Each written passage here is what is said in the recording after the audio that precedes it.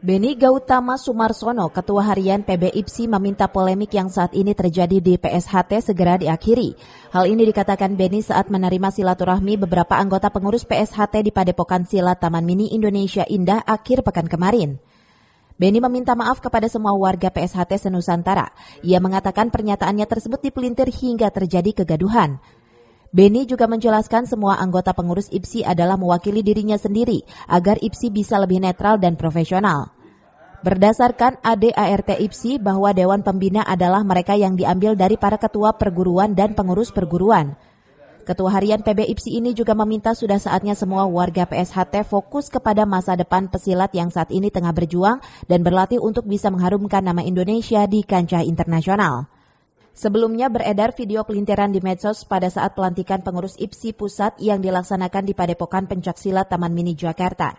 Video tersebut menimbulkan kegaduhan dan keresahan semua warga PSHT senusantara. Harapan saya itu ke depan, ini nanti menjadi aset kebanggaan kita semua seperti sebelum-sebelumnya. Ini saya yakin akan terjadi kembali. Karena kalau tidak juga lambat, ini berjalan agak lambat, kasihan atlet-atlet kita di bawah, Mas, yang ingin berprestasi jadi terganggu begini begitu. Nah inilah kita saling cooling down, buang ego dan pride kita masing-masing ke pinggir. Gelap. Marilah kita berangkul, saling bergandengan tangan, persaudaraan. Yuk kita ngomong yuk. Jangan kesalahan ke belakang. Kita bicarakan ke depan bagaimana yang terbaik.